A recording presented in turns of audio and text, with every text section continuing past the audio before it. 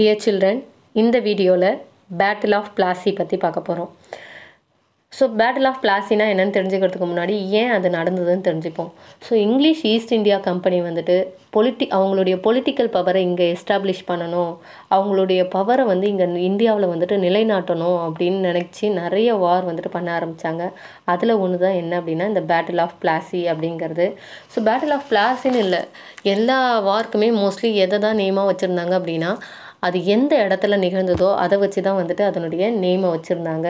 So இந்த battle of பிளாசிங்கிறது வந்துட்டு எங்கே நடந்தது அப்படின்னா பிளாசிங்கிற பிளேஸில் நடந்தது. ஸோ இதுக்கு முன்னாடி அதை வந்து பலாஷி அப்படின்னு சொல்லுவாங்க, அதுக்கப்புறம் தான் அது பிளாசின்னு மாறிச்சு. ஸோ இது எங்கே இருக்குது அப்படின்னா பெங்காலில் இருக்குது.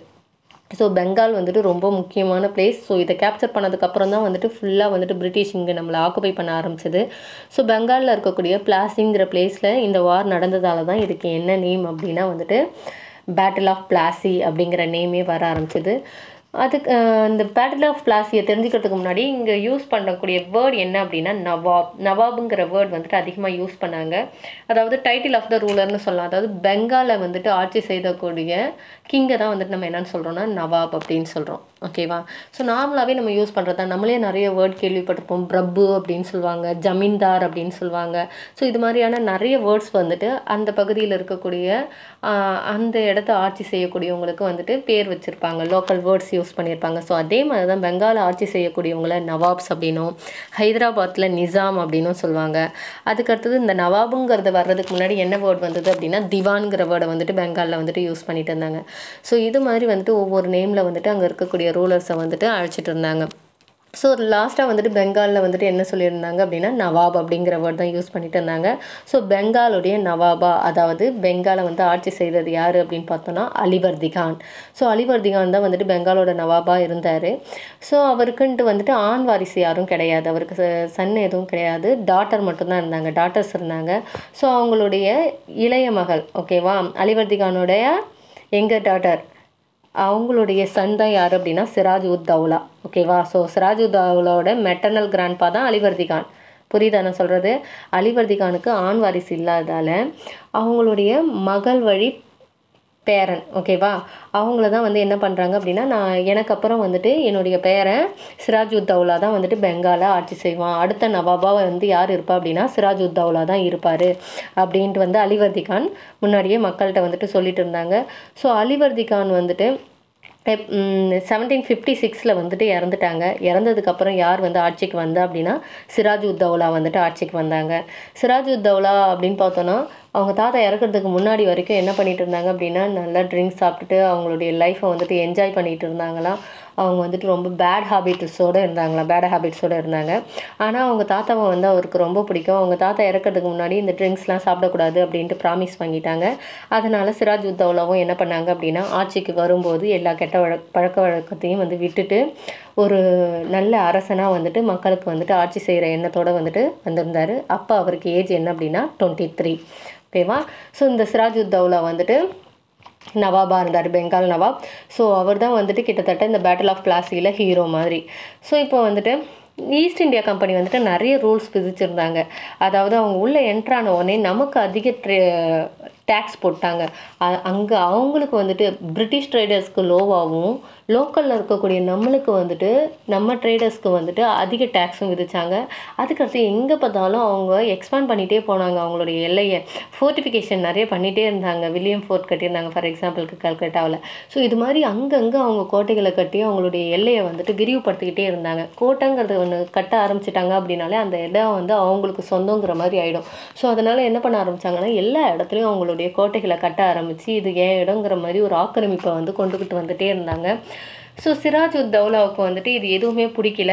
அதுவும் இல்லாமல் நம்ம ஆட்சி செய்கிற பகுதியில் வந்து பிரிட்டிஷ் வந்து நமக்கு என்ன வந்துட்டு நம்மளுடைய அதிகாரத்தை வந்துட்டு எதுக்கு மிஸ்யூஸ் பண்ணணும், நம்மளுக்கு வந்துட்டு எதுக்கு அவங்க ஆர்டர் போடணும் அப்படின்ட்டு வந்து சிராஜ்-உத்-தௌலாவுக்கு கோவப்பட ஆரம்பிச்சிட்டாரு. அவர் வந்துட்டு எப்போவுமே வந்துட்டு அவருடைய கோவத்தை வந்து நேருக்கு நேர் வெளிப்படுத்தக்கூடியவர் சிராஜ்-உத்-தௌலா. அதனால் என்ன பண்ணார் அப்படின்னா டைரெக்டாக வந்துட்டு பிரிட்டிஷ் ஈஸ்ட் இந்தியா கம்பெனிக்கு வந்துட்டு ஆர்டர் போட்டார். இனிமேல் வந்துட்டு இங்கே என்ன பண்ணக்கூடாது அப்படின்னா நீங்கள் ஃபோர்ட்டிஃபிகேஷன் எதுவும் பண்ணவே கூடாது, stop the extension of the fortification அப்படின்ட்டு சொல்லிட்டாரு. அதுக்கப்புறம் டேக்ஸை வந்து பே பண்ணவே நாங்கள் என்னது ஹை டேக்ஸ்லாம் நீங்கள் வந்து எங்களுக்கு வந்து விதிக்கக்கூடாது அப்படிங்கிறதெல்லாம் வந்துட்டு அவர் வந்துட்டு சொல்லிட்டாரு. சிராஜ்-உத்-தௌலா இப்படி சொன்ன உடனே பிரிட்டிஷ்க்கு வந்துட்டு அதிக கோபம் வர ஆரம்பிச்சது. யோசிச்சு பார்த்தாங்க, சிராஜ்-உத்-தௌலா இப்போ தான் வந்துட்டு அரசனாக இருக்கான், அதனால் வந்துட்டு என்ன பண்ண முடியாது, அரசனாக இருக்கிறதால பீப்புள்கிட்ட வந்துட்டு அதிகமாக வந்துட்டு அவனுக்கு எந்த ஒரு பவரும் இருக்காது. ஏன்னா இப்போ தான் வந்திருக்கிறதால அவனுக்கு அதிக புகழும் கிடையாது, எதுவும் சாதித்ததும் கிடையாது. ஸோ அவன் வந்து பார்க்குறதுக்கும் வீக்காக தான் இருக்கான். அதனால் என்ன பண்ணிடலாம் அப்படின்னா, இவனை வந்து இந்த இடத்த விட்டு தூக்கிடலாம். ஏன்னா நமக்கு ஏதுவாக வந்துட்டு இவன் இல்லை. ஸோ நமக்கு ஏற்ற ஒரு ஆளை வந்துட்டு நம்ம அரசராக வைக்கணும் அப்படிங்கிறதுக்காக சிராஜ்-உத்-தௌலாவை வின் பண்ணணும் அப்படின்ட்டு நினச்சிட்டு இருந்தாங்க. ஸோ இதை தெரிஞ்சுக்கிட்ட சிராஜ்-உத்-தௌலா என்ன பண்ணார் அப்படின்னா, நம்மளுடைய பவரை நம்ம காட்டணும் அப்படின்னா நம்ம வந்து இந்த பிரிட்டிஷை வின் பண்ணி ஆகணும் அப்படின்ட்டு அவங்களுக்கு ஒரு லெசனை புகட்டி ஆகணும் அப்படின்ட்டு என்ன பண்ணார் அப்படின்னா, பிரிட்டிஷ் வந்து அப்போ வந்து பொலிட்டிக்கல் செட்டில்மெண்ட்டாக எங்கே இருந்தாங்க அப்படின்னா கல்கட்டாவில் இருந்தாங்க. ஸோ அங்கே வந்து அட்டாக் பண்ணி அந்த வில்லியம் ஃபோர்ட்டையும் காசிம்பசார், ஸோ இது ரெண்டுத்தையும் வந்துட்டு கேப்சர் பண்ணார். காசிம்பசாரில் தான் வந்து அவங்களுடைய ஃபேக்ட்ரி இருந்தது, பிரிட்டிஷோட ஈஸ்ட் இந்தியா கம்பெனியோடைய ஃபேக்ட்ரி இருந்தது. ஸோ அந்த ஃபேக்ட்ரியையும் காசிம்பசாரில் இருந்த அந்த ஃபேக்ட்ரியையும் ப்ளஸ் கல்கட்டாவில் இருந்த அந்த வில்லியம் ஃபோர்ட் இது எல்லாத்தையும் வந்துட்டு அவங்க வந்து கேப்சர் பண்ணிட்டாங்க. ஸோ 20th June 1756 வந்துட்டு வில்லியம் ஃபோர்ட் வந்துட்டு கேப்சர் பண்ணிட்டாரு சிராஜ்-உத்-தௌலா. ஸோ அப்போ வந்து அங்கே வந்து அந்த ஃபோர்ட்டில் வந்துட்டு 146 பிரிட்டிஷ் பீப்புள் இருந்தாங்க. ஸோ அவர் என்ன பண்ணார் அப்படின்னா, அவங்க எல்லாரையும் வந்துட்டு கைதியாக வந்துட்டு ஜெயிலில் போட்டுருவோம் அப்படின்ட்டு அந்த வில்லியம் ஃபோர்ட்லேயே பார்த்தோம் அப்படின்னா பிளாக் ஹோல், அதாவது ஒரு ஸ்மால் டஞ்சன் ரூம் இருந்தது. என்ன சொல்கிறது அப்படின்னா, ஒரு சிறிய இருட்டு அறை, ஓகேவா.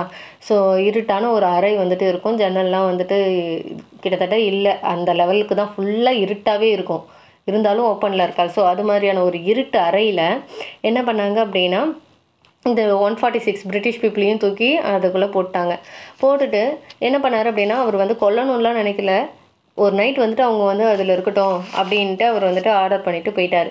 நெக்ஸ்ட் டே மார்னிங் பார்க்கும்போது அந்த டோரை ஓப்பன் பண்ண உடனே 123 prisoners வந்துட்டு இறந்துட்டாங்க.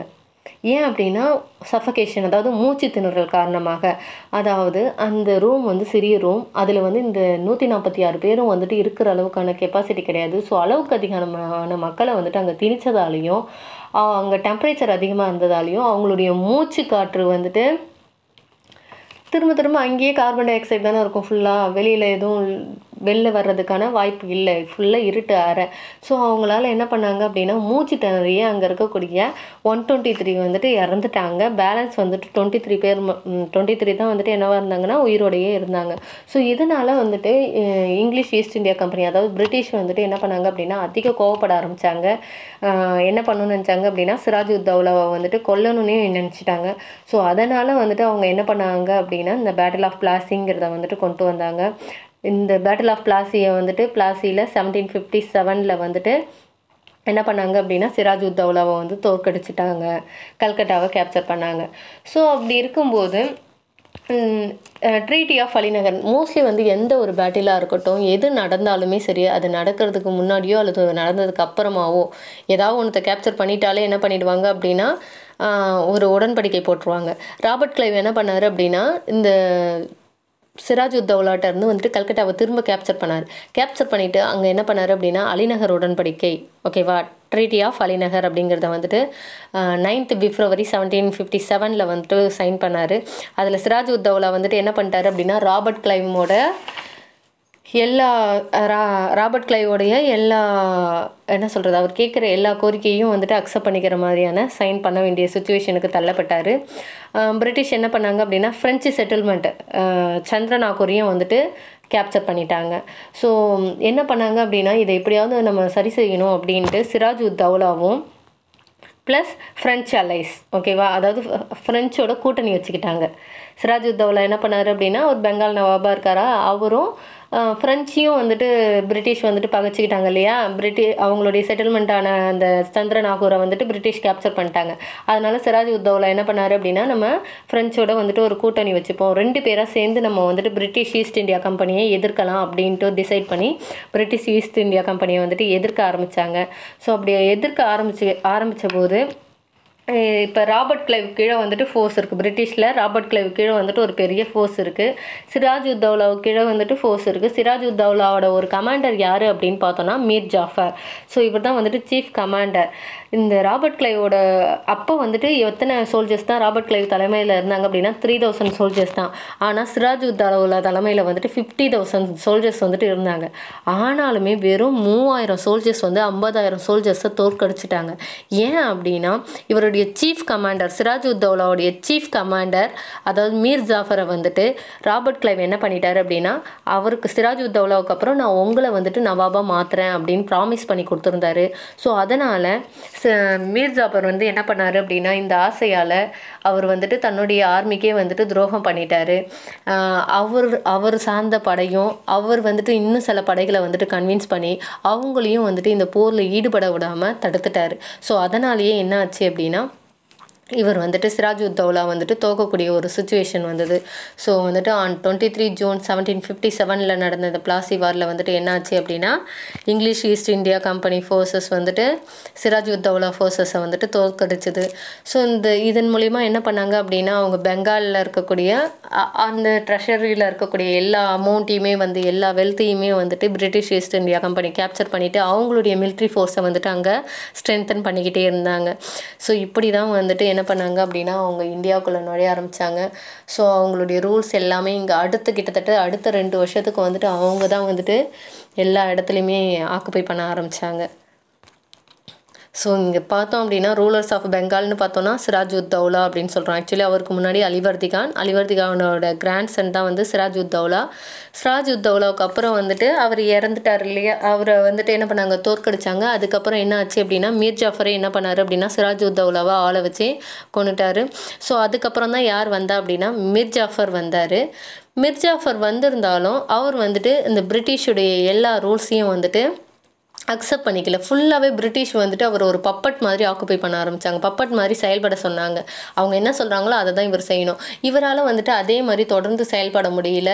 இவரும் வந்துட்டு அவங்களுக்கு கொஞ்சம் எதிர்க்க ஆரம்பித்த உடனே மீர் ஜாஃபரை தூக்கிட்டு அங்கே மீர் குவாசிமை வந்துட்டு போட்டிருந்தாங்க.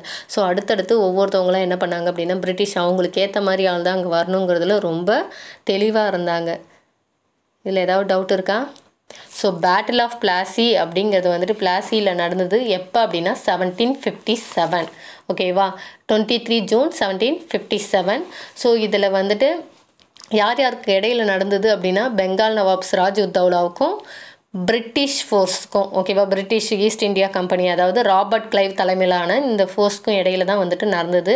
ஸோ சிராஜ்-உத்-தௌலா ஃப்ரெஞ்சோட வந்துட்டு என்ன பண்ணியிருந்தாருன்னா கூட்டணியில் இருந்தார். இதில் மெயினான ஒரு சம்பவம் என்ன அப்படின்னா பிளாக் ஹோல் ட்ராஜடிங்கிற சம்பவம். ஸோ அதில் இருந்த பீப்புள் வந்துட்டு 146, 123 வந்துட்டு டெட்டு, 23 அலைவ்டு.